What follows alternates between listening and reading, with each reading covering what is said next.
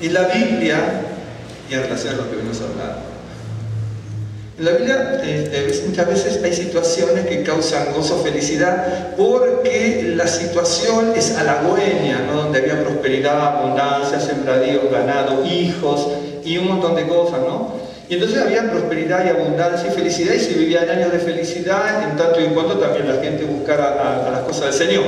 Pero muchas veces la mayor felicidad viene a través del sufrimiento. Por eso es que a veces sacamos conclusiones equivocadas. No estoy diciendo ninguna tontería, hermano. La Biblia dice: tengan por sumo gozo cuando se encuentren en distintas pruebas.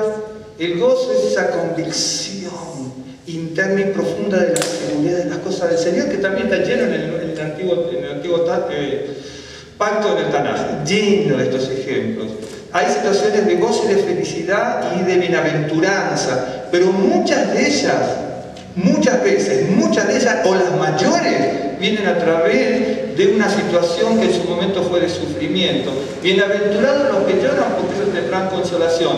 Uno llora, tiene sufrimiento, pero tiene la seguridad, la confianza en el futuro, o por qué no un futuro lejano, un futuro cercano, ¿no es cierto?, de ser bienaventurado, porque el que va a tener un sufrimiento estando en las manos del Señor sabe que va a tener consolación. Quiere decir que esa consolación, de ese gozo, esa bendición, viene a través del sufrimiento, pero no vino porque tuviese semanas, meses o años de la gran bendición y abundancia permanente, sino que son situaciones que desde el punto de vista humano parecen totalmente adversas, como el caso de la historia. De hecho, que la muchacha no tenía nada en contra, porque el Señor fue un caballero respetuoso y punto. Lo que pasa es que la situación pudo haber sido tensa, y una en un momento en su interior saca una conclusión. ¿Qué me dirá, qué no me dirá después de la flor, qué tal cosa? Y sin embargo, ¿no? ¿Entiendes? Entonces, y en las cosas del Señor pasa exactamente lo mismo. A veces sacamos tremendas conclusiones equivocadas, ¿no? Y está llena la Escritura de este tipo de situaciones. Es una historia cortita, pero bueno. La última que habíamos visto, una de las cosas últimas que vimos la semana pasada, hablando de conocer las almas. Las almas, en un cierto sentido, porque son una sola alma, pero el alma que nosotros tenemos puede dividirse en tantas situaciones, ¿no es cierto?, o permitirse que el alma tenga tantas situaciones, que tenemos que conocer, por así decirlo, las almas de nuestra vida. Y a veces podemos tener un alma desamparada, un alma angustiada, un alma estábamos hablando de las almas las situaciones en que el alma tiene una situación penosa, ¿no? Como un alma desanimada o un alma cargada, que fue el último que vimos nosotros en Mateo 11, 28 al 30, creo que vimos. Y entonces yo les había dicho, ¿no es cierto?, que la palabra alma en hebreo, alma, yugo, ¿no es cierto?, porque dice: tomad mi yugo y aprended que soy manso y humilde, y hallaréis descanso para vuestras almas. Para hallar descanso para mi alma tengo que tomar el yugo del Señor. Y no nos olvidemos de esto: la palabra yugo en el griego es la palabra zugos, como yo se lo puse el otro día. Hoy no tenemos la pizarra, ¿no? Pero ya por ahí, del ratito viene, pero no importa. Es la palabra zugos que en definitiva es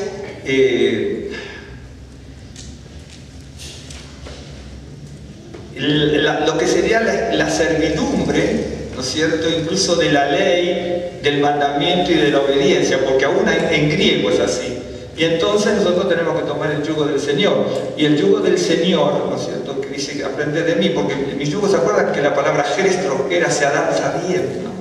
Se adapta bien en tanto y en cuanto nosotros seamos dóciles, porque si no se complicaría muchísimo la cosa, ¿no es cierto?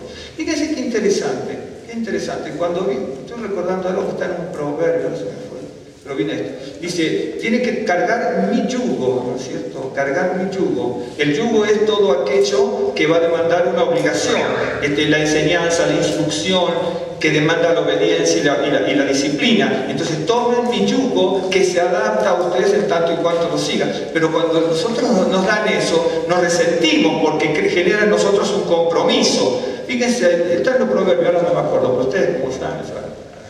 Entonces, hay un pasaje en la Biblia, está en varios pasajes esto, de distinta manera. Es bien interesante, cuando a un animal, ¿no es cierto?, se le tiene que poner todos los adornos en su cuerpo, pongamos un caballo, ¿no? Cuando a un caballo se le ponen todos los adornos, del proverbio, no recuerdo el proverbio, y en Salmos también, y algún otro pasaje, por ejemplo. Cuando se le tiene que poner toda la ornamentación y adorno en su cuerpo, lo primero que se hace, ¿no es cierto?, se le pone el freno, el cabestro, y se le cierra así. Eso es tremendamente al principio cuando se lo hace, porque el animal no quiere tener así agarrada la trompa, ¿no es cierto?, con el freno, ¿no es cierto?, y se la agarra y se lo traba desde cerca para que no mueva, porque se le van a empezar a poner un montón de adornos. Esos adornos y toda la implementación del animal, el correaje, va a ser primero para embellecerlo y segundo para que tenga todas las posibilidades de movimiento de parte de aquella persona que lo va a manejar y el animal sepa cómo conducirse de acuerdo a las órdenes que se le dan, con todo el correaje que está totalmente adornado. ¿Está siguiendo?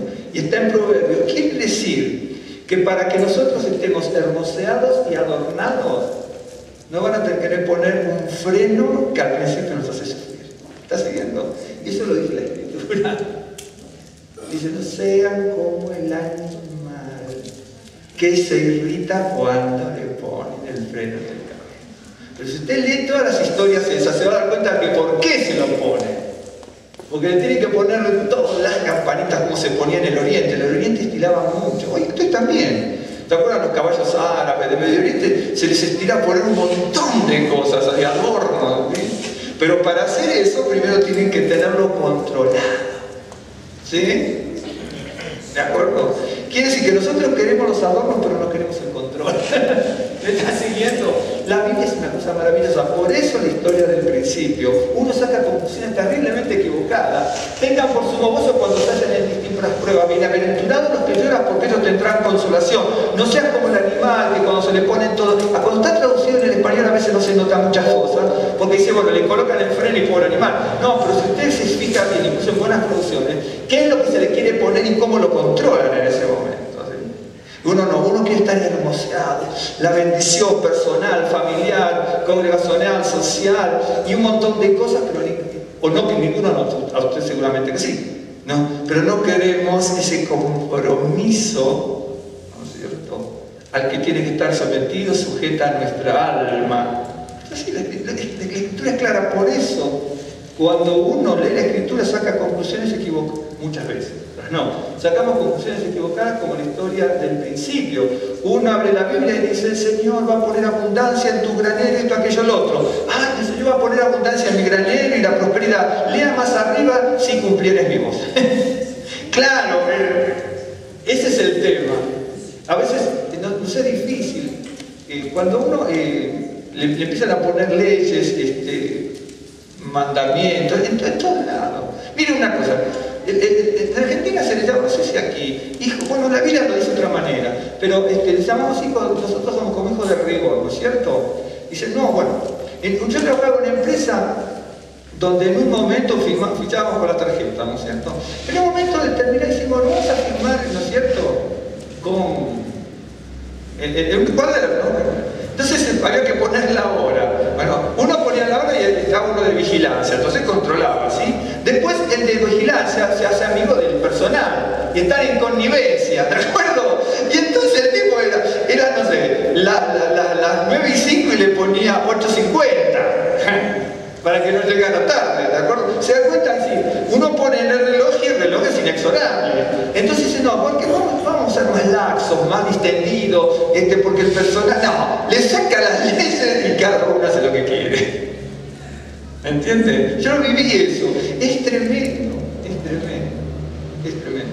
Mira, a tal punto llega la tontería y la necedad del hombre, que por ejemplo se ve el fútbol. El fútbol está dirigido por un árbitro y los dos jueces de línea.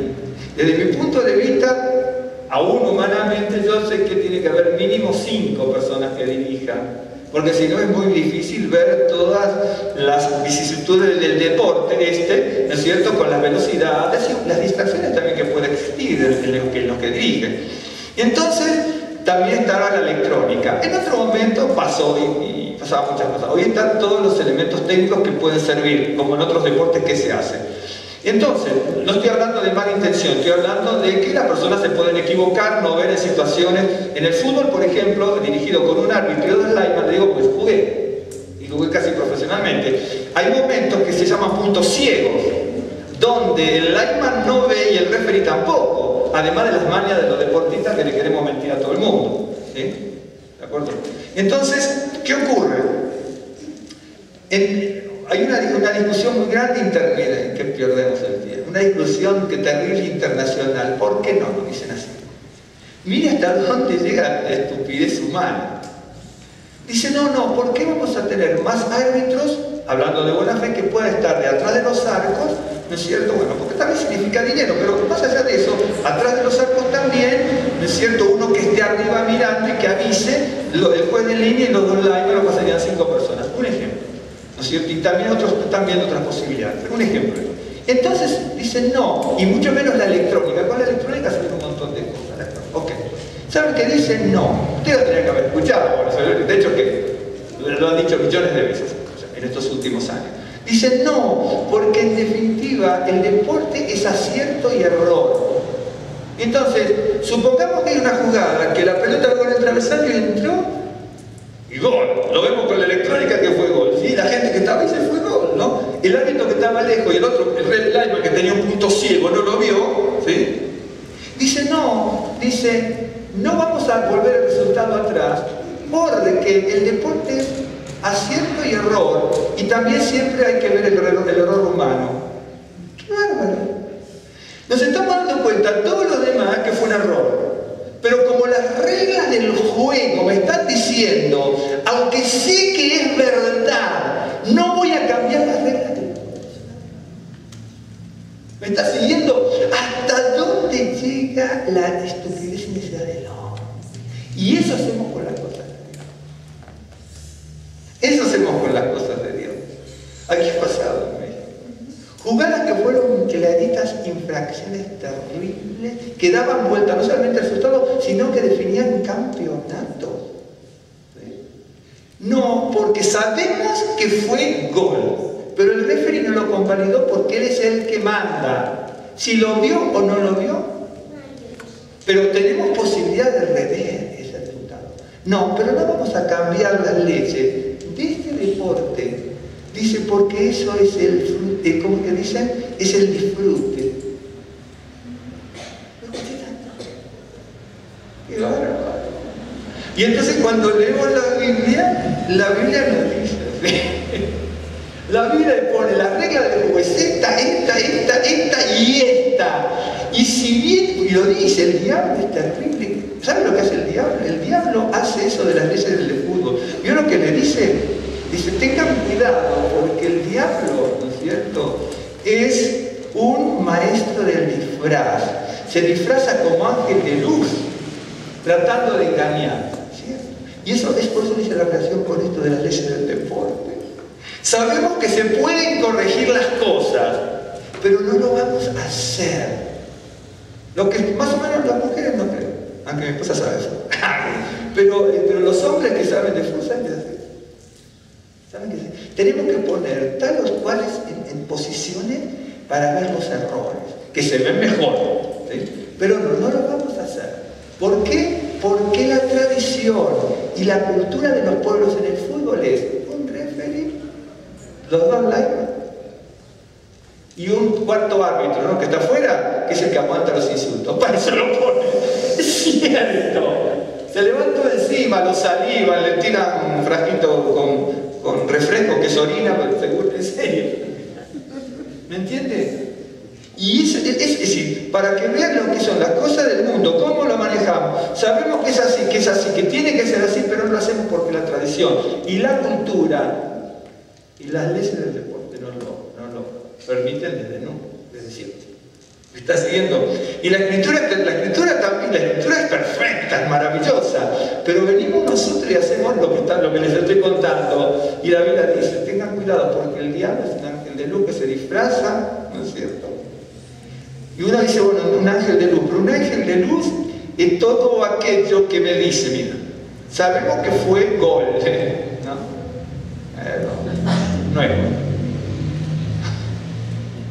¿De acuerdo?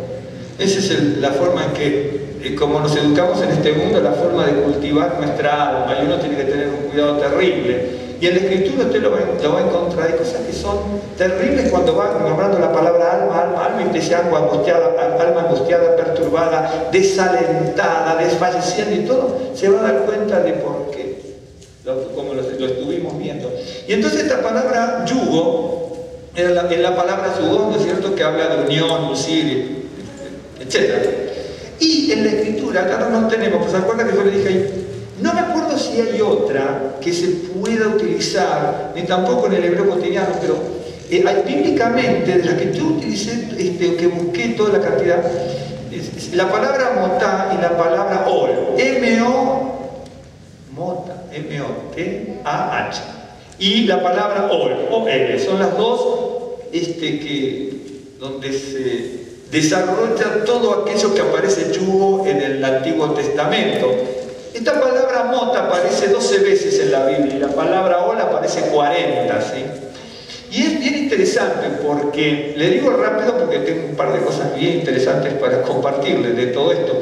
Estamos hablando del alma, dice, el Señor restaurará mi alma, revivirá mi alma, confortará mi alma. Quiere decir que el alma tiene que ser confortada o restaurada. Cuando se habla del alma restaurada, significa que si el alma se restaura, voy a utilizar un término que una vez usé una vez usé como 10 veces ese día, que si el alma se restaura es porque el alma se reprograma. Si el alma se restaura, usted dice, restaurará mi alma. ¿Qué significa? Yo le voy a mostrar un poquitín después. ¿Qué significa restaurar el alma? Porque quiere decir que el alma está caminando de la otra manera, como yo les dije. Sabemos que el gol, pero no es gol. ¿Me entiende? Tenemos la posibilidad de corregirlo, pero no lo corregimos. Tenemos la posibilidad de releer las cosas y ver cómo se va a desarrollar el deporte con la vida. Y tenemos posibilidad de tener un árbitro aquí, un aquí, un aquí, un aquí y otros elementos, pero no lo ponemos porque es el folclore, le dicen el folclore. Entonces, como el otro es el folclore, el error, hay un error, la gente insulta, le tiran piedras, no, fue gol, no, hay que echarlo, y es cierto, ¿sí? Pero no lo vamos a cambiar porque es el folclore. Lo que en la vida, en otro sentido, sería el ángel de luz, que se disfraza y me dice que lo negro es blanco, lo blanco es negro, lo bueno es malo, lo malo es bueno. ¿Me está siguiendo? Cosa tremenda. Y entonces, dice, tomad mi yugo sobre vosotros y hallaréis descanso para vuestras almas. El yugo que nos está diciendo el Señor es toda la palabra de obediencia, de cumplimiento, de crecimiento y de madurez. Y en el Antiguo Testamento, en el Tanaj, cuando aparecen estas palabras, que son unas 12 veces y la otra 40, así exactamente, 12 y 40, ¿sí? Es bien interesante, les digo, dónde aparece la primera y la última, para que vean que es bien interesante. Un día les voy a agrupar las 12 y las 40, cómo se van utilizando, porque a veces se utiliza varias veces de la misma manera, después de otra manera varias veces y así. En Levítico 26 es donde por primera vez aparece la palabra mota. Y en Levítico 26:13, lo voy a ver rápido porque tengo 2 o 3 cosas bien interesantes para hablar esto del alma, ¿no? Estamos hablando del yugo. Hay que hallar el yugo del Señor para hallar descanso para nuestras almas. Y en Levítico 26:13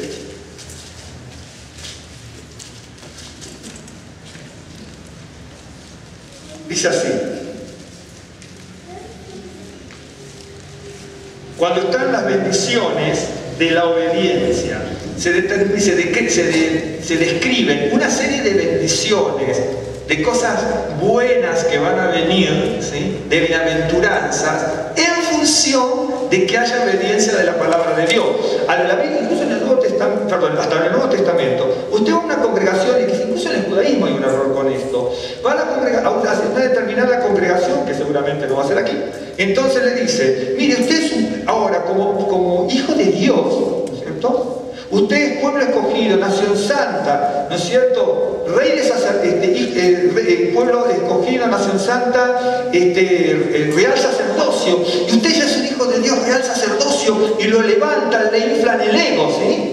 Pero la Escritura desde el vamos dice, si vienes oliva mi voz y cumplieres mi pacto, ¿sí? Entonces seréis, ¿de acuerdo? Hay un antecedente y un consecuente. ¿Me está siguiendo? Es una cosa y como consecuencia la otra. Esa es la realidad, ¿de acuerdo? Y entonces, aquí dice así, yo Adonai vuestro Dios que os saqué de la tierra de Egipto, para que no fueseis sus siervos, y rompí las coyuntas de vuestro yugo. Aquí está coyuntas y yugo. La primera, no me acuerdo cuál es la primera o la segunda, casi lo mismo. Una es mota y la otra ol, ¿de acuerdo? Aquí, ok. Una es mota y la otra ol. Dice, yo Adonai vuestro Dios, creo que coyuntas es mota. ¿Sí? Da lo mismo porque si no es una es la otra. Dice, yo Adonai vuestro Dios que os saqué de la tierra de Egipto para que no fueseis sus siervos.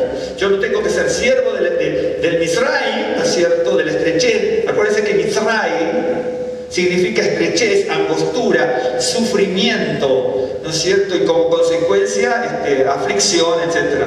¿no es cierto? Bueno, yo soy vuestro Dios Adonai que os saqué de la tierra de la angostura, de la estrechez, acuérdense que es Mizraim, que para que no fuese el siervo de eso, y rompí las coyuntas de vuestro yugo y os he hecho andar con el rostro erguido.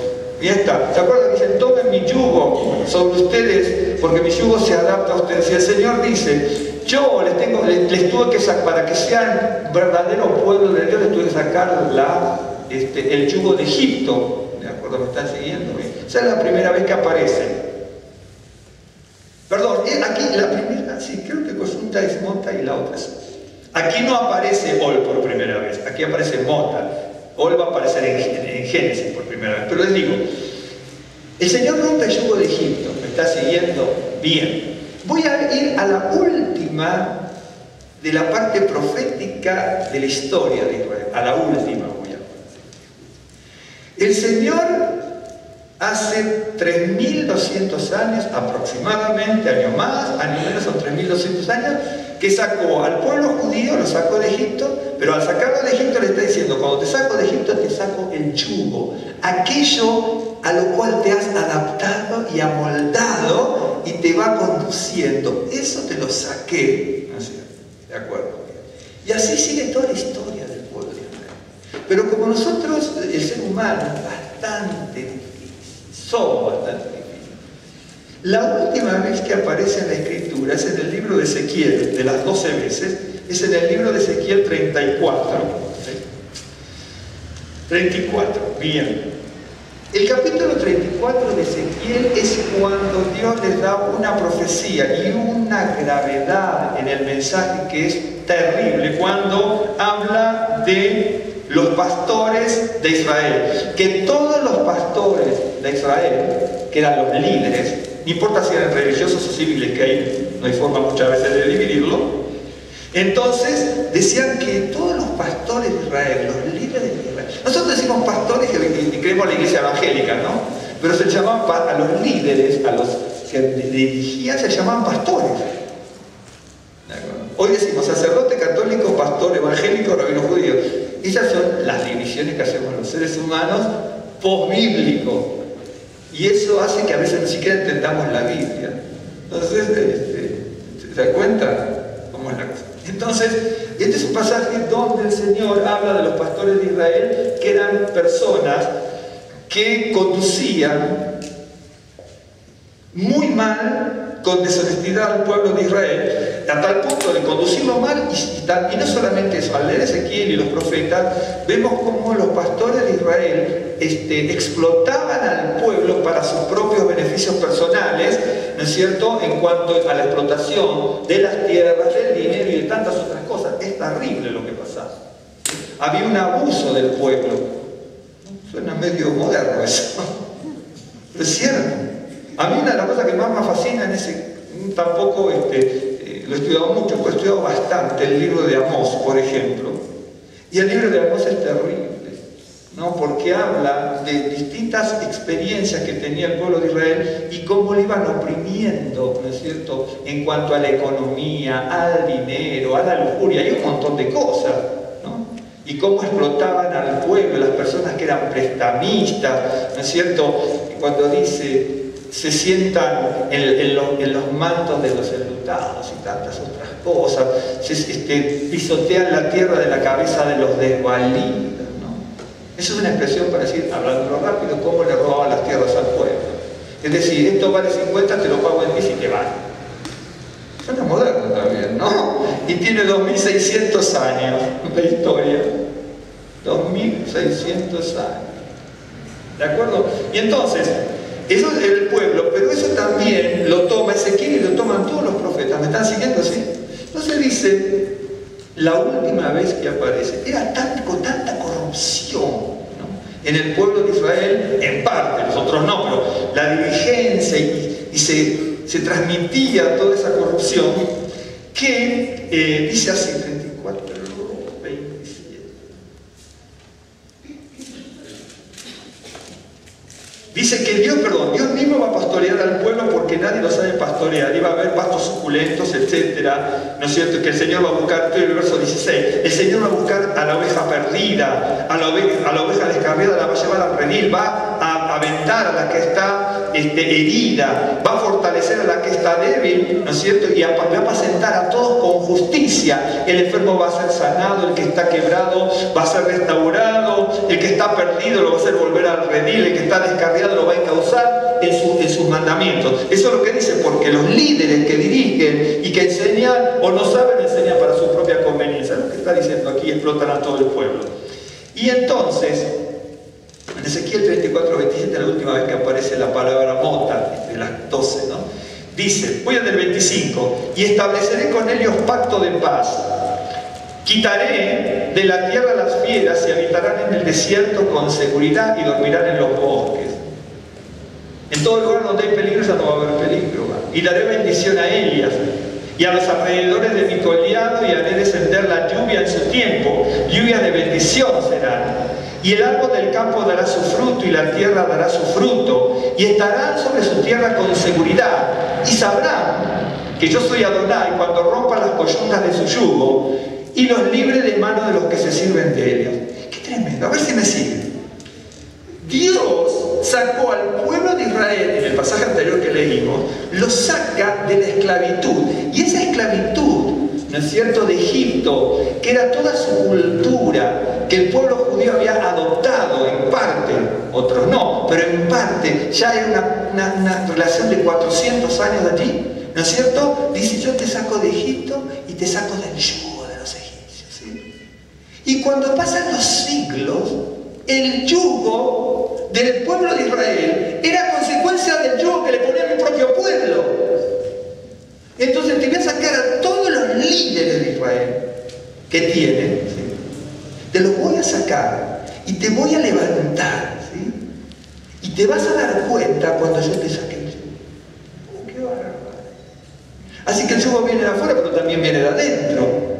Y habían pasado siglos, no se aprendió. Antes me lo ponían de afuera, ahora que estamos todos desde adentro.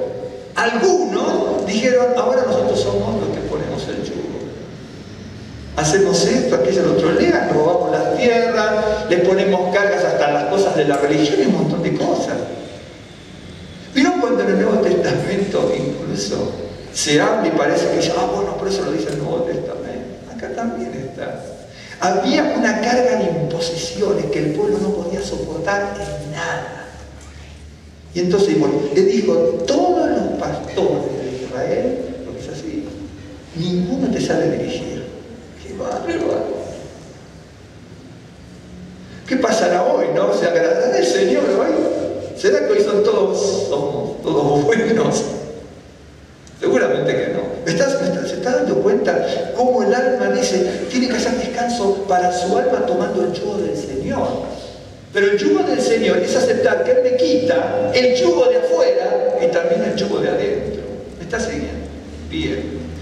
Por un lado pasaba eso, pero mire que otra cosa interesante. La última vez que tenemos, la primera que aparece en la Biblia, la última que aparece en la etapa cronológica de la Biblia, que es en Ezequiel. Pero la Biblia hebrea no termina así, sino que tiene otra estructura y termina en crónicas.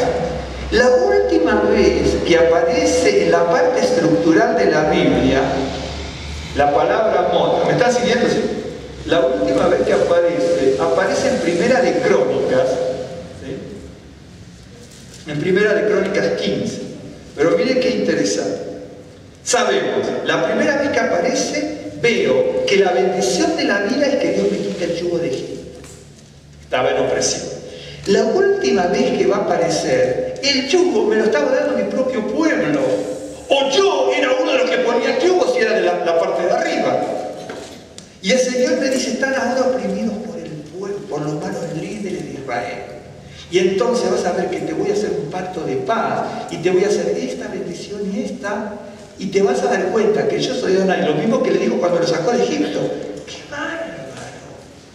Voy a saber que Él es Adonai cuando me quita el yugo de los egipcios, del paganismo, pero después me tiene que sacar el yugo de la imposición de mi propio pueblo que me está dirigiendo mal, no en lo material solamente, sino en lo espiritual.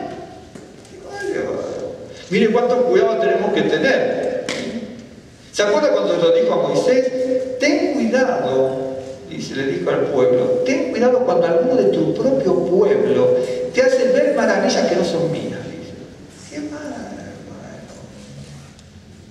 Y que te van a querer apartar de tu propio pueblo, sea el líder, los que están arriba, los líderes de las tribus, o aún de tu propia familia. Te van a querer apartar del camino del Señor con grandes milagros que aparecen aquí y allá y no son míos. Tremendo. Hay que tener mucho cuidado.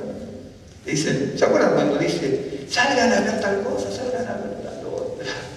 Uno tiene que tener, usted dice, bueno, pero parece imposible. No, no es imposible discernir las cosas cuando uno está en el camino del Señor. Viene la sabiduría del Señor, el discernimiento del Señor, la templanza del Señor, que me hace ver verdaderamente lo que es blanco, blanco y lo que es negro, negro. Y la última vez que aparece en la parte estructural de la Biblia, que está en Génesis, Primera de Crónicas 15, a ver si se acuerdan. Déjenme ver una cosita. ¿Usted se acuerda? Llevar el arca del Señor es llevar el arca, el objeto donde estaba el arca, ¿no es cierto?, con las tablas de la ley. El tema es que a alguno le puede decir, bueno, era pesado. Ahora le voy a mostrar una cosa. Eso era llevar el yugo del Señor, porque en la Biblia está bíblicamente y extrabíblicamente, ¿no? Es el yugo, el pueblo judío habla del yugo, ¿no es cierto? El yugo del Dios, el yugo del reino, el yugo de la Torá, el yugo de los mandamientos. Por eso en el Talmud, en un midrash, no recuerdo ahora, hablando de todo eso, que parecen cargas, ¿no es cierto? Un rabino decía, mi yugo es mi canción. Nosotros el yugo decimos, es pesado. No, para mí el yugo de Dios es una canción. Qué bárbaro. Entonces decimos, las imposiciones, esto, aquello, lo otro. Eso sí es pesado, si lo tomo de esa manera. Pero si estamos en el camino del Señor, su yugo, dice el rabino, es una canción. ¿Vieron cuando le dicen, sí, usted fíjese en algunos lugares, no, porque ya no estamos con los mandamientos, porque son cargas pesadas? Cargas pesadas. ¿A dónde está la carga pesada? Perfecto, le pongo una carga pesada. Se la digo siguiente.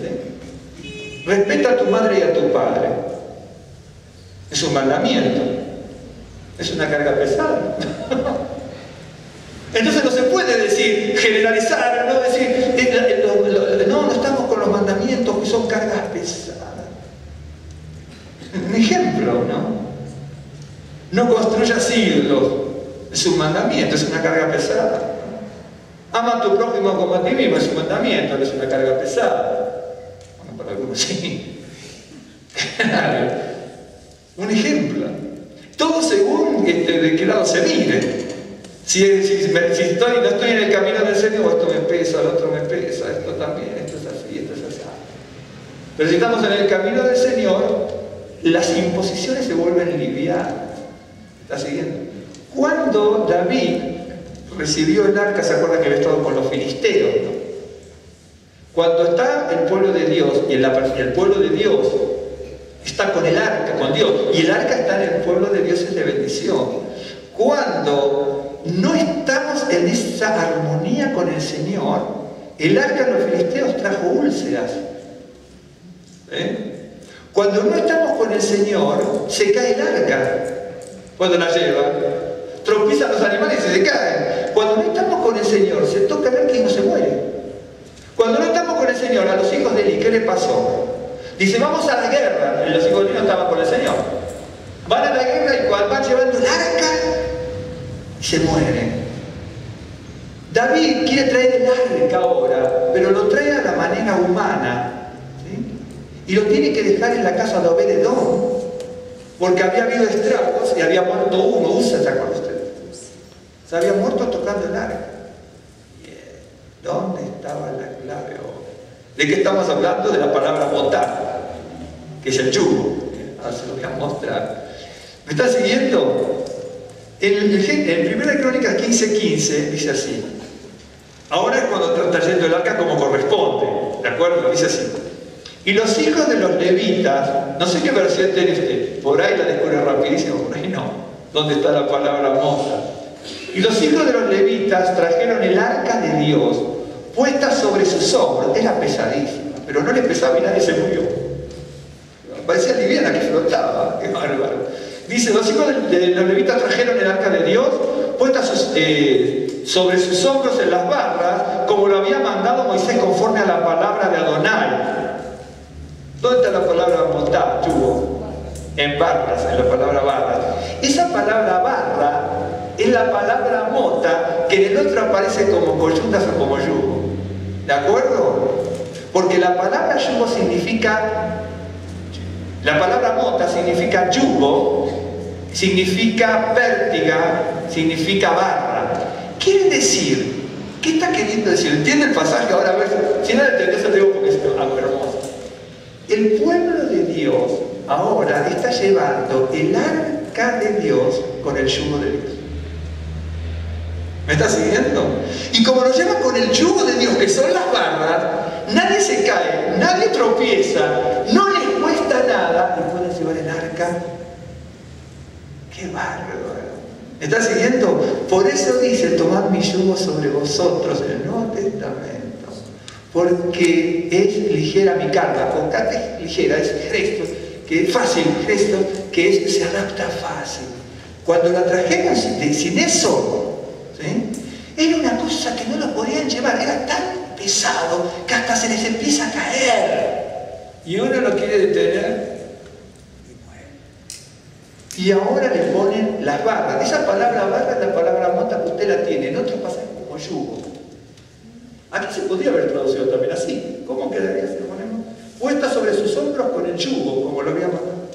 Si yo lo traduzco así estaría bien también, pero sería difícil de entenderlo si no estamos en sintonía con el Espíritu. Entonces lo llevaban con las barras, pero es la palabra yugo.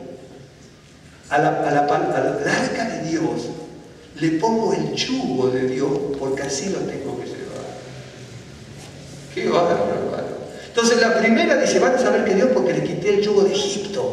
Ahora van a saber que soy el Señor porque le quité el yugo de la presión de nuestro propio pueblo. Si ustedes llevaban el arca al principio, acá no dice la palabra yugo tampoco, lo llevaron a la manera del hombre sin el yugo de Dios. Hay enfermedades en los filisteos. Quedó algo mal, dice, vamos a buscar el arca, dice el pueblo. David dice, ¿cómo hacemos?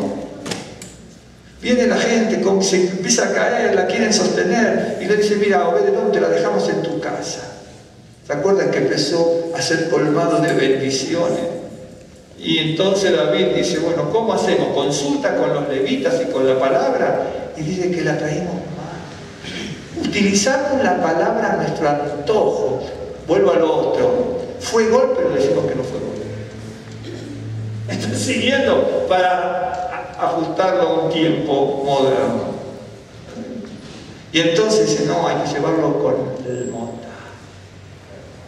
Lo que pasa es que si uno conoce las palabras y tengo la oportunidad de transmitirlo, lo podemos ver. Pero si no conocemos la traducción y qué palabra es. Lo voy a entender igual, pero se pierde una dosis importante de significado. Llevo el arca, pero con el yugo de Dios.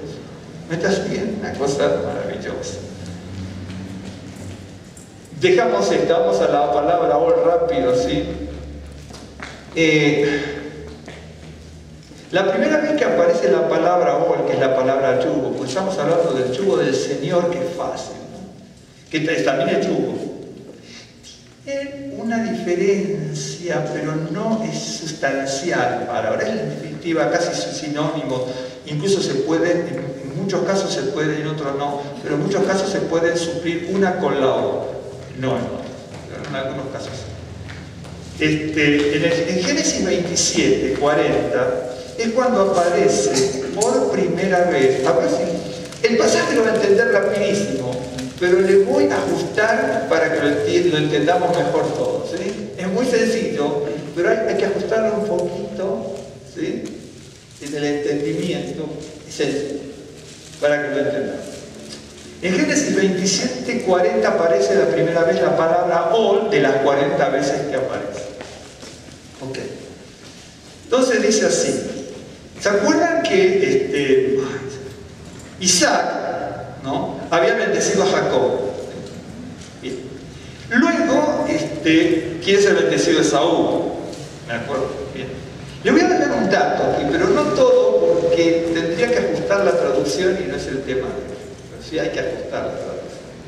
Así como la tenemos en varias Biblias, hay que ajustar la traducción, porque en realidad dice así, pero habría que ajustarla. De todas maneras, digo tanto. Le dice así, verso 39. Entonces Isaac, su padre, habló y le dijo, cuando Esaú reclama, entonces viene Isaac y dice: he aquí, será tu habitación en grosuras de la tierra y del rocío de los cielos de arriba. Esto es lo que algún día voy a ajustar, tal vez un miércoles, y le voy a mostrar varias Biblias, la gramática hebrea y las palabras y las partículas, cómo se puede traducir para ese pasajecito, tenerlo bien presente.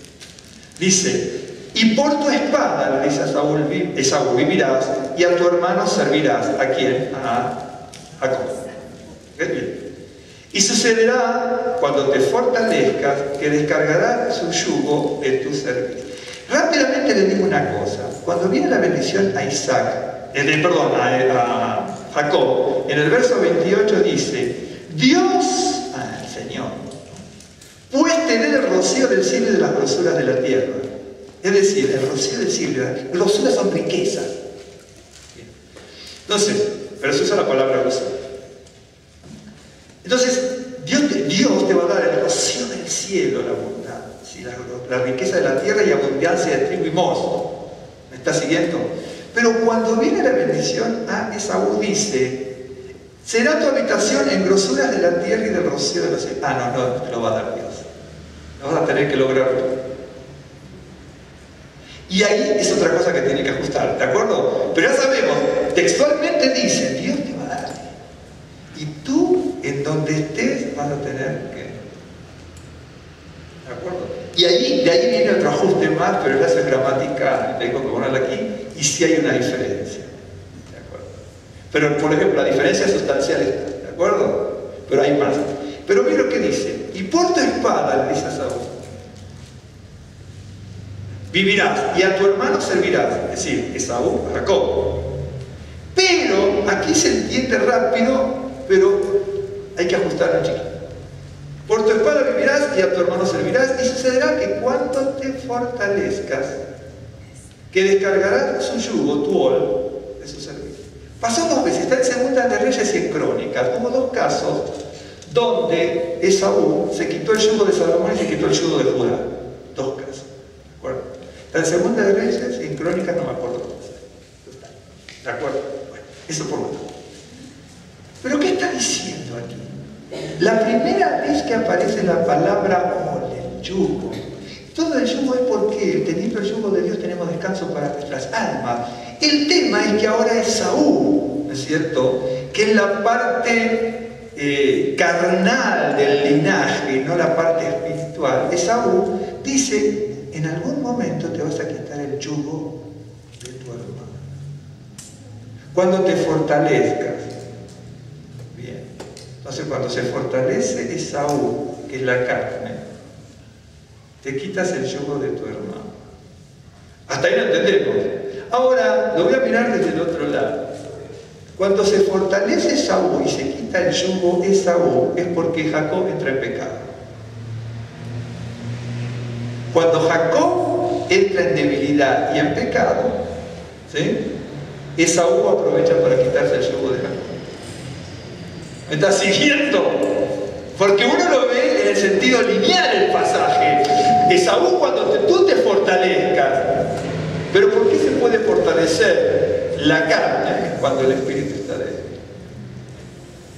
¿Estás siguiendo? Yo tengo a Jacob, y Jacob, ¿no es cierto?, el linaje, está cumpliendo los mandamientos, y Esaú no puede venirse encima. Pero cuando Jacob, el linaje de Israel, empieza a flaquear y a tener componentes internas, Esaú se quita el yugo y se le va encima. ¿Qué hizo Amalek? ¿Cuándo atacó Amalek? Amalek, pueblo que devora, que Escritura atacó cuando el pueblo de Israel estaba altercando contra Dios y contra Moisés. Dice, porque cuando está esta situación, entonces fue cuando atacó a Amalek y le dijo, ¿se acuerdan? Una vez yo se lo expliqué hace mucho, eso sí hace como 8 o 9 años mínimo, que les expliqué una secuencia de por qué pasó eso. Pero ahora vamos a ver. Dice, Amalek atacó y te dice, ten cuidado, porque hay una clave. Es un pasaje largo, normalmente usamos un pedacito, pero hay que leer antes y después. Es clave. Lo que les conté hace 8 o 9 años de la vida no se les dirá ahora, pero en la próxima se los diré. ¿Dónde estaba Moisés? ¿A qué distancia? ¿Dónde estaban los líderes? ¿Dónde se quedó el pueblo? Está en la Escritura, eso a veces no lo vemos porque se nos pasa un poquitín de largo. Pero dice, pero ten cuidado con Amalek, dice, porque voy a arraigar su nombre en la tierra. Ten cuidado porque te atacan la retaguardia.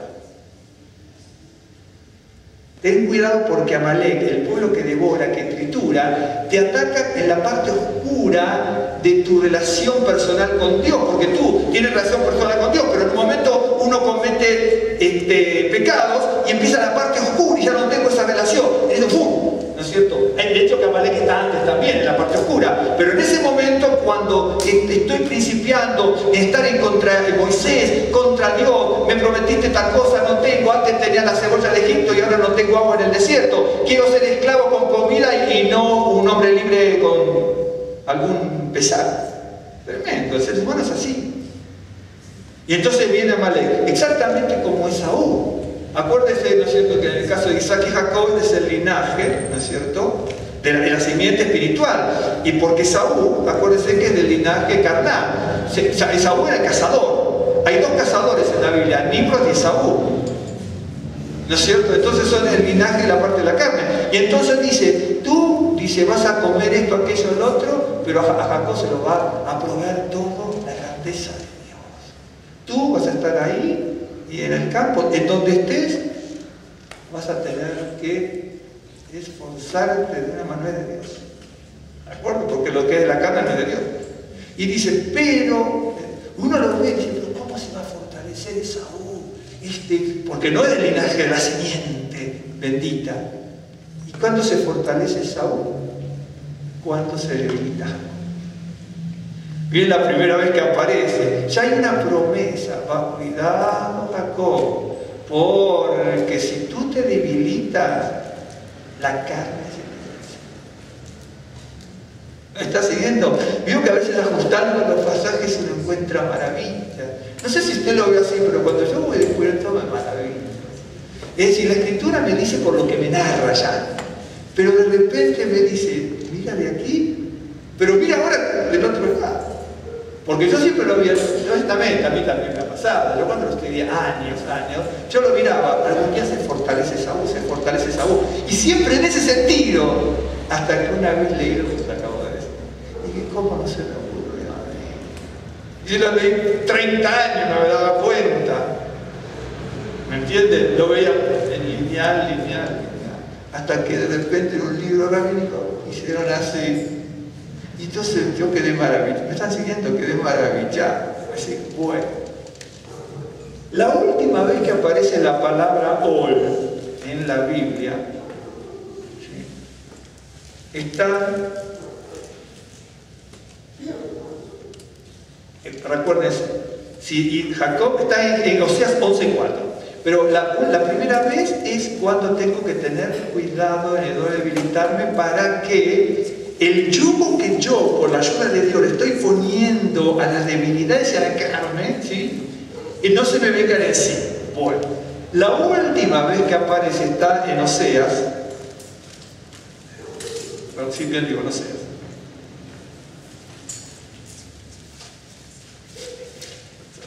rápido, el libro de Oseas. ¿Hasta aquí me están siguiendo? ¿Sí? Sí. Bueno, en Oseas 11. Tengo que leer del 1. Miren, ya sabemos cómo viene la cosa. Cuando Israel era muchacho, yo lo amé, y de Egipto llamé a mi hijo. Es decir, lo voy a traducir de otra manera. Cuando Israel era muchacho, yo lo amé, y de Misraim llamé a mi hijo. ¿De Misraim de dónde? Del sufrimiento, de la opresión. ¿Se acuerdan cuando le dijo a Jacob: no temas descender a Misraim, porque yo allí haré de ti una gran nación? ¡Qué bárbaro! ¿Desde dónde hace una gran nación? Misraim es sufrimiento. ¡Qué bárbaro! Entonces el libro le dice a Jacob, dice: no temas descender a Misraim, porque desde allí yo te haré una gran nación. Te voy a hacer una gran nación. Desde ese foco de sufrimiento y angustia que vas a pasar, vas a salir fortalecido. O sea, entonces es otra cosa, porque estoy no traduciendo las palabras como nombres propios de parte geográfica, sino con lo que me quiere decir la Biblia. Porque la Biblia tiene geografía, pero no es un libro de geografía. La Biblia tiene historia, pero no es un libro de historia. Incluso hay cosas que parecen cronológicas, pero a lo largo de los años, cuando usted la estudia, no son cronológicas. Incluso a veces hasta la historia de Abraham. O otras historias, nosotros vemos todo cronológico, no son cronológicos, porque a la Biblia no le interesa a lo mejor dar una cronología en cierto aspecto, pero tiene cronología.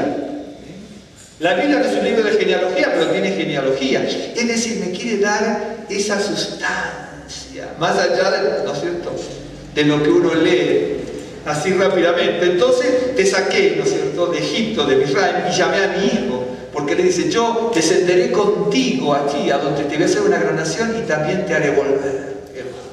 Una maravilla. ¿No es cierto? Eso está en Génesis, lo que acabo de decir. Cuando, creo que es en Génesis. Cuando más yo, me escuché, cuanto más yo los llamaba, tanto más se alejaban de mí. Mire que somos duros, judíos y no judíos.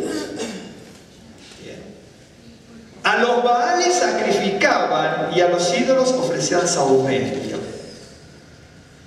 Yo con todo eso enseñaba a andar al mismo Efraín, tomándole de los brazos, y no conoció que yo lo cuidaba. A pesar de que se me iba y se me iba Israel, yo lo traía a Israel. ¿Vieron cuando? Usted no lo ha escuchado, porque yo lo escuché millones de veces, hasta tengo tanto. Muchas veces le dicen, el Dios del Nuevo Testamento es el misericordioso, y el Dios del Antiguo Testamento no. Y esto no es misericordia. ¡Qué misericordia terrible! Que yo lo llamo y lo saco de la servidumbre, de la esclavitud y la aflicción. Lo llamo y se aleja. Pero a pesar de que se aleja, que se está alejando, lo tomo de los brazos. Y entonces es el Dios malo. ¿No he escuchado alguna vez eso? El Dios del Nuevo Testamento es el misericordioso y el del Antiguo no. Vio cómo igual, miren, la ignorancia no es ninguna buena consejera. ¿Se acuerdan la historia del principio, las conclusiones equivocadas, ¿no?, que se pudieran haber sacado? Por eso después reflexioné todo, ¿sí? Y entonces aquí también, ¿cómo? Entonces, ¿qué reflexión? ¿De dónde puedo sacar la reflexión que es un Dios malo? O no misericordia, si aún alejándose y estando en franca rebelión, lo tomo en los brazos y lo saca. ¡Qué bárbaro! ¿No? Es una cosa maravillosa. Bueno, dice, y no conoció que yo le cuidaba. ¿Qué le está diciendo? Mira, yo voy caminando y tengo en este momento, estoy en rebeldía con Dios. Y en este momento me puedo caer hasta el pozo más profundo, pero no me caí. Eso está queriendo decir. No se cayó en un pozo profundo, pero no se dio cuenta que yo lo había sacado. ¡Qué bárbaro! Es una maravilla. Yo leo la Escritura y me maravillo. Y ahí es donde uno se da cuenta que cometemos mil y un tipo de errores en nuestras vidas. Mil y un tipo de errores. Con cuerdas humanas lo atraje con cuerdas de amor. Acá no voy a decir las palabras cuerdas, acá hace una diferencia entre lo que son cuerdas y sogas para atar animales. Acá no son sogas para atar animales, son cuerdas. Pero eso ya no está, ¿de acuerdo? Acá todo tiene su cosa, no que un hebreo en aquel entonces lo entendía así. Hoy también podría saber lo que dicen las palabras, pero no entendería el significado. Una cosa es saber el significado de las palabras y otra es la esencia, la sustancia, la médula del pasaje, ¿no? Con cuerdas humanas lo atraje, cuerdas humanas. Ahí nos damos cuenta ahí. Lo atraje con cuerdas de amor y fui para ellos como los que alzan el yugo de sobre su cerviz y puse delante de ellos la comida. ¡Qué bárbaro! Dice que Adonai recuerda, les está recordando que les había quitado el yugo. Yo fui por aquel que te alza el yugo, ¿sí? Y te doy la comida. ¿Se da cuenta la relación entre los animales? Un animal con el yugo no puede comer nunca. Le tienen que sacar el yugo. ¿De acuerdo? Para que coma. Dice, pero no me conoció ni aún quitándole el yugo para que coma. Mire que Dios malo. El Dios del Antiguo Testamento es el Dios malo.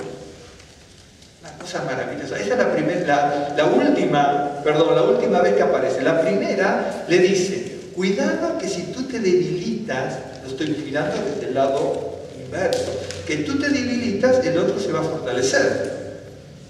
Y va a quitarse el yugo. Por lo tanto, ¿no es cierto? Tú ten cuidado, Jacob, de no debilitarte, porque el yugo se te va a venir en contra de ti. Bien, la última vez que aparece, el Señor les recuerda que hizo lo indecible para que el pueblo lo siguiera, que el pueblo se podía haber caído en casos extremos y Dios lo sacó y ni siquiera se dio cuenta que lo sacó Dios. Si no estaría diciendo, mi mano me salvó. ¿A qué le hace recordar a Gedeón, no? ¿Se acuerda cuando le dice a Gedeón, no vas a pelear con tu ejército?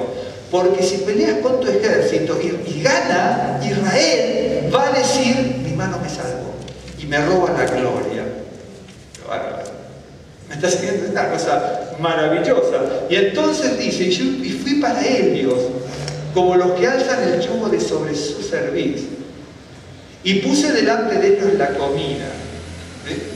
Y entonces ahí le dice que no va a volver a Egipto, pero que por culpa de eso, de ese pecado de no reconocimiento del Señor y de no aceptar el yugo de Dios y tener el yugo del hombre, dice, no vas a volver a Egipto. Y siga, después lo va a seguir leyendo, ¿sí? Dice, pero va a venir otro que sí. ¿De acuerdo? Una cosa tremenda. Entonces, la primera vez que aparece Ol, que es la palabra nueva, es cuando le dice eso a Jacob. Pero se lo dice del lado de Saúl, ¿sí? Y uno tiene que sacarlo por el otro lado del pasaje. Entonces, o sea, es la última, ¿no es cierto? Y otra vez aparece que no se dan cuenta de que están llevando un yugo pesado. Dios le saca el yugo pesado del hombre, le pone el yugo de Dios y no lo acepta. Ahora, la última vez que aparece en la parte estructural de la Biblia es en Crónicas. Este se va a recordar el Señor. En segunda de Crónicas. ¿Me siguen hasta aquí, sí? Ustedes llevamos algún yugo, ¿no? Sí, llevamos cada yugo nosotros a veces. Sí. Desgraciadamente, ¿no? Las cosas de la vida que las seguimos teniendo y teniendo como carga, ¿no? Y como peso. Segunda de Crónicas, capítulo 10. Verso 14. Les digo rápido, antes de que lo lean. Ustedes se acuerdan de Salomón, ¿de acuerdo? Más bien, de Salomón se va a recordar porque es lo que se acuerda de la historia. Salomón tenía lo que sería un ministro importante, casi digamos, ministro de las públicas, digamos, era Jeroboam. Jeroboam no estaba de acuerdo con Salomón, y como no estaba de acuerdo con Salomón, porque Salomón fue un hombre muy sabio, pero ¿se acuerdan cómo terminó Salomón? Entonces Jeroboam en un momento determinado se da cuenta de que Salomón entra en una etapa de su vida que sojuzgaba al pueblo de Israel para de alguna manera congraciarse con los países limítrofes, ¿no es cierto?, con un gran intercambio comercial y de mujeres y de templos. Se importaba gente para que construyeran templos paganos, ¿de acuerdo? En Israel, en Israel mismo y en Jerusalén y en los alrededores, altares, que son templos paganos, para que cada concubina, las mujeres que traían, ¿no es cierto?, eso siempre fue, incluso en la época del medioevo y un poco también, vio que la princesa de Polonia se casaba con el rey del otro, el primo hermano de Inglaterra con el de Austria, así, hacían una cofradía interminable. Lo que aparte era tan difícil de estudiar, yo me hacía unos líos cuando estudiaba, aún con croquis, fulano con mengano, sultano con no sé quién, y ya no sabíamos ni con qué se casaban. ¿En serio? ¿Se acuerda de eso? ¿Para qué estudia? Eso sí está bien, es interesante, pero si no dominamos así con croquis es difícil manejar. Y entonces Jeroboam se enemista con Salomón porque le dice que ablande un poco su dureza con el pueblo, porque lo estaban sojuzgando al pueblo económicamente para sacar tanto impuesto y pagar todos sus apetitos, Salomón, con las fiestas que hacía, un montón de cosas. Ese fue el hombre sabio. Pero en un momento tuvo un declive muy grande, de hecho que termina siendo una cosa tremenda con el pueblo, tremendamente mala. Jeroboam, ante la inminencia del peligro que corría su vida, se exilia en Egipto. Cuando muere Salomón, Jeroboam primero, ¿sí?, Jeroboam primero vuelve a Israel y habla muy seriamente con Roboam, que se conocía, que era el sucesor en el reino, el hijo de Salomón.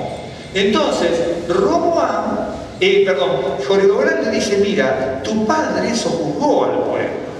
Y el pueblo no puede soportar más esta carga de opresión tributaria. De hecho, que no solamente era tributaria, sino que el pueblo estaba desconcertado, porque en parte el tema de Salomón, un tema muy delicado de Salomón, fue algo que nosotros tomamos como algo muy natural, porque somos antinaturales, como la chica que estaba con el Señor en el pasaje, en el histórico. El tema grave que cometió Salomón, pero viendo desde un punto de vista como lo tenemos que ver nosotros, es dar libertad de culto.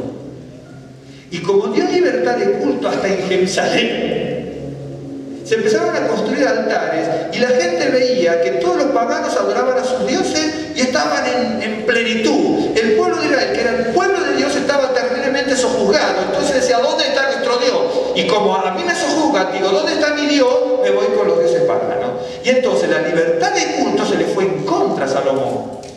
Seguramente no lo hizo adrede, pero la gente se volcó al paganismo, porque veía en el paganismo que la gente por ahí prosperaba, y el pueblo de Israel, que era el pueblo de Dios, lo oprimían y lo oprimían y lo oprimían y lo oprimían para satisfacer los apetitos del reino y los encargos y regalos que mandaban, un costo enorme. Todo lo que hacía Salomón en todo lo que era el reino, de alguna manera, ¿sí? No solamente lo que podía mandar, los gastos que insumía, y todo salía del pueblo, los gastos que insumía el reino. Son muchos pasajes, capítulos que son maravillosos. Y entonces Jeroboam le dice: por favor, Roboam, el pueblo te va a seguir, pero alivia la carga del pueblo. Y Roboam, el hijo de Salomón, que era el sucesor en el reino, ¿sí?, habla con los ancianos de Israel primero. Y los ancianos de Israel le dan el consejo que tenía que seguir. Como le dan un consejo que no le gustó, va a buscar el consejo de sus amigos personales. Entonces, el consejo que le dicen, ¿por qué? Porque en definitiva, si Roboam seguía con la mano férrea, todos los que rodeaban a Roboam iban a tener lana. Claro, porque en definitiva es así. Y entonces le dice no. Entonces le da tiempo. ¿Me están siguiendo? Entonces Jeroboam le da tiempo a Roboam a que consulte. No aceptó el consejo de los sabios ancianos, sino que había estado con Salomón y que no lo pudieron disuadir a Salomón. Dice no. Entonces va con los jóvenes le dan el consejo de los jóvenes. El tema de la palabra jóvenes y todo habla casi de inmadurez. Esa es la idea, ¿no? Porque a lo mejor no tenían 20 años, tenían 30 y pico. el hecho es que habla de inmadurez. Entonces le pedimos consejo al inmaduro y nos va a dar un consejo inmaduro. ¿Sí? Esa es la realidad. Usted va a ver que en un momento determinado la Biblia dice, sí, mata a los jóvenes, a los niños, a los animales, porque uno lo ve en ese sentido, pero la Biblia también, y el pueblo hebreo lo ve en otro sentido. Cuando dice, mata a los animales, ¿vio que dicen así cuando están? ¿Qué te quita mata todo lo que sea tu apetito material? Ejemplo, los rabinos ¿me estás siguiendo? Esa es la realidad, uno tiene que saber mirar las cosas, pero por eso uno tiene que leer la Biblia y leer, está siguiendo, ¿no es cierto? Ok, entonces, le dice así, verso, la última vez que aparece, ¿no? Segunda de Crónicas 10:14. A ver, déjame ver un poquito antes, porque todo me gusta, es fácil. Verso 10, aquí cuando entran los jóvenes. No jóvenes, sino, podemos ser jóvenes, acá puede haber muchos jóvenes, estamos. Yo ya estoy en mi cuarta etapa de juventud. Estoy en la cuarta etapa de la juventud. ¿Vio cómo se pueden decir las cosas? ¿No? Claro, entonces dice así. Dice, entonces los jóvenes que se habían criado con él, con Roboam, le contestaron. No le convenía lo que le decían los otros. Así dirás al pueblo que te ha hablado diciendo, tu padre, eso es lo que le dijo Jeroboam, están recordando, tu padre agravó nuestro yugo, mas tú disminuyes nuestra carga. Esto fue lo que le dijo Jeroboam a Roboam. Entonces los amigos de Roboam le dijeron, así que estás diciendo eso. Bien, así les dirás los jóvenes inmaduros, advenedizos, dice, así les dirás, mi dedo más pequeño es más grueso que los lomos de mi padre. Si mi padre, lo que ustedes dicen que fue gravísimo, para mí es una cosa así. Yo voy a ser peor. Eso es lo que se roba. Esa fue la causa de que Israel se dividió para siempre hasta el día de hoy. Entonces dice así que si mi padre os cargó de yugo pesado, yo añadiré a vuestro yugo. Estas son las últimas veces que aparece en el 14 la palabra obra, ¿sí? Mi padre os castigó con azotes, yo con escorpiones. Vino pues Jeroboam. Esto estaba el contubernio ahí entre Roboam y todo su séquito, ¿no es cierto?, de personas ventajeras y acomodaticias. Dice, vino pues Jeroboam, como se les comentaba antes, con todo el pueblo a Roboam al tercer día, según el rey les había mandado diciendo, volved a mí de aquí a 3 días. Y el rey le respondió ásperamente, pues dejó el rey Roboam el consejo de los ancianos y les habló conforme al consejo de los jóvenes, diciendo, acá donde aparece la palabra hoy, ¿no?, por última vez en la parte estructural, mi padre hizo pesado vuestro yugo, pues yo añadiré a vuestro yugo. Mi padre os castigó con azotes, mas yo les castigaré con escorpiones. ¡Qué tremendo! Recordemos rápidamente esta palabra ahora. La primera es, cuidado Jacob con debilitarte, porque Esaú, que es la simiente de la carne, te va a pasar por encima. Esa es la primera. La segunda, en Oseas 11:4 les recuerda que el Señor había quitado el yugo de Egipto, pero el pueblo ni se dio por entera. ¿Se acuerdan cómo decía? Pero Efraín seguía adorando a los ídolos. Qué cosa tremenda, ¿no? Que nosotros vemos, la gente piensa que, bueno, estoy comiendo y tengo el tal confort por mi trabajo. Eso es visto desde el punto de Saúl. Veo que a Saúl le dice la bendición, tú vas a tener esto, aquí, ya le voy a ajustar el pasaje, pero tomémoslo ahora sí. No es exactamente así, pero tomémoslo así, ¿sí? Vas a tener esto, ¿sí?, pero jamás lo vas a reconocer de Dios. Pero a Jacob le dijo, Dios te va a dar el rocío y también la grosura y la riqueza. Cuando nosotros tenemos todo lo que tenemos, todo lo que hacemos, espiritual, física, materialmente, lo que sea, todo, así sea nuestro trabajo, eso es de Dios. Lo que conseguimos con nuestro trabajo es de Dios, lo que comemos es de Dios. Si caminamos es de Dios, si entramos y salimos es de Dios, la protección es de Dios, la cobertura es de Dios. Y a Saúl no le dijo eso. Por eso, ten cuidado, ¿no es cierto? No te debilites, porque el otro, que es la carne, ¿no es cierto? Donde tú tienes el yugo allá encima, si tú te debilitas, el yugo se te va a salir. Y la última vez que aparece en la parte estructural, la última vez que aparece en la parte estructural es cuando el propio líder de Israel dice, me están pidiendo que no sea como Salomón, que en definitiva fue el hombre más sabio y terminó perjudicando al pueblo de Israel, porque mirándolo en términos con vocabulario moderno, de alguna manera, Salomón termina siendo un peligroso dictador del pueblo de Israel. Y ese fue un mal ejemplo para su hijo. Los ancianos de Israel no pudieron con Salomón, y cuando va Roboam les dice, ¿qué hago? Y dice, mira, tienes que hacer esto, y no le gustó. Porque en definitiva, ¿qué le está diciendo? Tienes que ser más, generoso con el pueblo. El hecho de, mirando desde un punto de vista humano, el hecho de que si yo tengo 1000, y soy generoso, tengo que darle 500 al pueblo. Por lo tanto, me quedo con 500 menos. Ahora, lo que pasa, que esa es la economía del hombre. ¿Vio lo que es la economía de Dios? El que da, tiene. El que retiene, pierde. Cosa tremenda, una cosa maravillosa. Rápidamente, ya termino en un minuto, sí, pero les quiero mostrar. Aquí teníamos lo del yugo. Todo esto del yugo, lo que comenzamos con Mateo cuando dice, tomad mi yugo sobre vosotros porque es ligero y fácil mi carga, ¿no es cierto? Y tener el yugo del Señor significa tener descanso para el nefesh, para el alma. Habíamos tomado siempre la palabra nefesh, todas las palabras que usamos, en todos los conceptos que hemos visto, utilizamos la palabra nefesh. Podríamos haber visto de otra manera.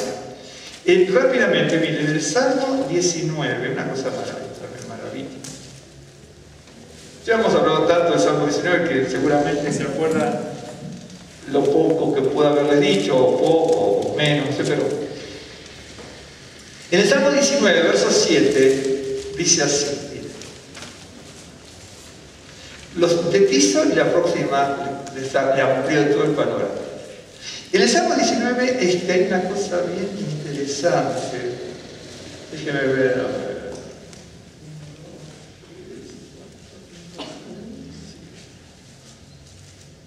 Aparece una vez la palabra Él, que es Dios, ¿no?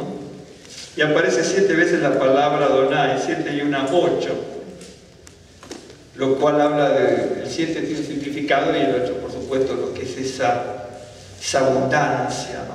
Es una vez la palabra Él y 7 veces la palabra Adonai, pero bien interesante. ¿Por qué? Porque la palabra Él aparece cuando se está hablando del Dios creador. El Dios creador que hizo el sol y todo. Y cuando empieza a hablar del Dios del pacto y de la palabra, es donde aparece 7 veces la palabra Adonai. ¿De acuerdo? Bien. Es bien interesante, está diagramado de una manera maravillosa. Del verso 1 al verso 6 habla de todo lo que es la creación, por eso de ahí es solamente una vez la palabra Él, ¿no es cierto? Que va a dar origen a la palabra Elohim. Y del verso en adelante, 7, ¿sí?, al 14, es donde aparece 7 veces la palabra Adonai, porque es el Dios del pacto, el que me da la palabra, ¿no es cierto? Y el donde además la persona va a decir qué es lo que hace la palabra con él. Y al final del verso 8 ya aparecen 2 calificativos de Dios, ¿no? Porque es el Suribe o Begoalí, dice, mi roca y mi redentor. Una vez la palabra Él, 7 veces la palabra Adonai, y una vez la palabra Adonai diciendo Adonai es Suribe Begoalí. Goel es el redentor, Surí, mi roca, mi ayuda, mi sostén y mi redentor.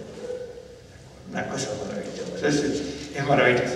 Bueno, y entonces, en la primera, del 1 al 6, aparece lo que es el Dios creador. Ya la próxima les voy a desarrollar para que usted vea, pero ¿por dónde desemboca él? Es una cosa maravillosa. En el verso 4 dice: en ellos puso tabernáculo. Tabernáculo no es sukkah, aquí la palabra ojel, ¿sí? Que también se usa para lo que es el templo en su momento. En ellos puso, ¿no es cierto?, tabernáculo para el sol. Y el sol, escuche, el sol como un hatán, como un esposo, que sale de su jupá, de su tálamo. Miren lo que está diciendo. Se alegra cual Gibor, que es un gigante, un poderoso. Miren lo que está diciendo. Él es el Dios de la creación. Y ustedes ven que todo se mueve a través del sol. Si no estamos hablando de la adoración al sol, estamos hablando de que si no tuviésemos sol, sería terrible. Incluso para la salud, estaba escuchando, usted lo sabe mejor que yo, hay que estar 10 minutos caminando por el sol para que se fije qué vitamina es, la vitamina D, ¿no? El cáncer, ¿me entiende? Pero hay que hacerlo. Y la D, entonces, ¿me entiende? Hay que tomar, no hay que ponerse ahí como una lagartija, pero claro, pero sí hay que tomar. Es que las cosas se mueven a través del sol. Fíjense los reptiles, ¿no es cierto? Los reptiles dicen que tienen sangre fría, no se llama sangre fría, se llama sangre variable, ¿no es cierto? Esa circulación variable, esa es la variable. Y entonces nosotros teníamos una tortuga. La tortuga vive toda una tortuga grandotota de tierra. Entonces la tortuga estaba allí. Cuando está frío no se mueve, cuando empieza el calor empieza a moverse un poco, entonces después se pone en el sol para que se le caliente, ¿no es cierto?, el cuerpo. Una vez que se le calienta se le activa la circulación y es cuando come un reptil, si no, no come. Y después de comer, ¿no es cierto?, de comer, se queda estirada así con las patas y las lagartijas y otros animales también, para que la panza, que es el plastrón, pegue en una superficie caliente como un ladrillo, porque el sol que calienta ese ladrillo hace que sea buena la digestión en el reptil. Una cosa maravillosa, ¿no? ¿De acuerdo? Le digo porque lo hemos estudiado, hasta libros nos compramos para ver cómo teníamos una tortuga grandota, de tierra así, inmensa, no lo sé tanto. Tiene como un 50 y pico de años, 25 años, no sé, cerca de los 60. Y anda por todos lados. Me dijeron, come, me dijeron que da miedo. Más grande que cuando lo dejamos nosotros. ¿Me entiende? Y entonces, estamos hablando del sol. Entonces dice, el sol es, ¿por qué por eso al sol le llaman el Gibor? El poderoso, el atleta, el valiente, el fuerte. Porque a través del sol, que es la creación de Dios, nutre a toda la tierra. Nada puede vivir sin el sol. ¿No? ¿Cómo ven la cosa? Les enfoco aquí para que vean. ¿Me están siguiendo aquí? Bueno, ya terminamos y ya no. Dice, se alegra cual gigante, ¿no? Cual Gibor, puede ser poderoso, fuerte, atleta. Dice, de un extremo de los cielos es su salida, y su curso hasta el término de ellos. El sol abarca todo, y todo vive del sol, ¿no? ¿Está siguiendo? Porque primero empieza con la creación, después se lo comento, ya termina. Y nada hay que se esconda de su calor. ¿Me está siguiendo? Bien, miren cómo sigue ahora. La ley, ¿cierto?, la Torá de Adonai es perfecta, que convierte, restaura, revive el alma. Acá es donde se empieza a reprogramar lo que es el día, porque me restaura, ¿sí?, me convierte el alma. Y después vamos a ver qué es lo que significa que me restaure el alma. ¿Para qué me restaura el alma? Me la va a restaurar para que mi alma sea así, así, así. Ahora, termino ya con esto. Miren qué maravilloso. Dice, nada puede vivir sin el sol. Lo que está diciendo aquí. ¿Okay? Le damos vuelta. Nada puede vivir sin la Torá. ¿Se está dando cuenta? Porque el sol, ¿no es cierto?, sale como un novio, ¿no es cierto?, en el tálamo. Y es un poderoso que va de un extremo al otro, ¿no es cierto? Dice, y nada hay que se esconda de su calor. Nada hay en la creación que se esconda. Y ¿qué está queriendo decir? Que todo lo que está necesita del sol. Inmediatamente la Torá de Adonai, hasta acá viene el Dios de la creación, ¿no es cierto?, de la tierra, de todo, ¿no? Y ahora viene lo que es la Torá. La Torá de Adonai es también perfecta, incuestionable, ¿no es cierto?, que no tiene mancha, eso es la palabra también. Es que es la que convierte el alma. Nada se esconde del calor del sol, ¿correcto? Pero nada se puede esconder de la Torá de Dios, porque es lo único que va a restaurar nuestra alma. Y en la medida que tengamos la Torá, que en definitiva es el yugo de Dios, el yugo de la Torá. En la medida que tengamos el yugo de la Torá, que es el yugo de Dios, entonces tendremos ese descanso para nuestras almas. Vamos a hacer una oración, ¿no? Bendito Dios y Padre nuestro, te damos gracias por la vida y la misericordia. Sea a ti la gloria y la alabanza de nuestro corazón. Gracias por este día, por la vida que tú nos has dado.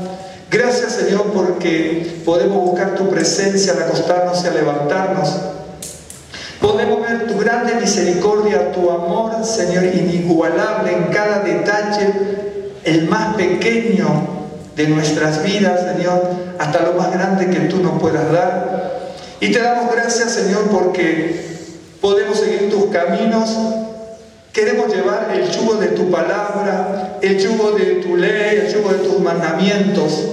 Señor, el yugo del consejo, de la exhortación. Señor, ese yugo que se amolda, Señor, como dice nuestro Mesías Yeshua. El yugo perfecto que viene de lo alto, Señor, sobre nuestras vidas, sobre nuestra cerviz, sobre nuestra cabeza, para que podamos transitar en el camino que tú quieres que transitemos.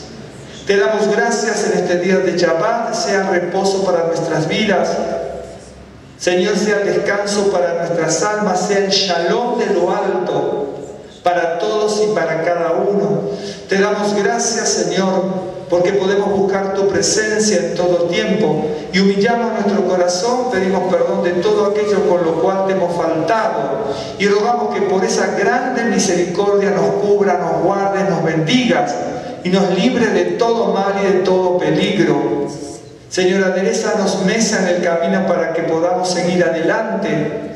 Bendice nuestras vidas, nuestras familias, Señor, a todos y a cada uno de los hermanos, nuestros hogares. Bendice nuestra Keilah y ábrenos puertas, canales de bendición, y venga la abundancia del rocío de lo alto y la grosura de la tierra. Te damos gracias por el perdón de nuestros pecados, por la salvación de nuestra alma. Señor,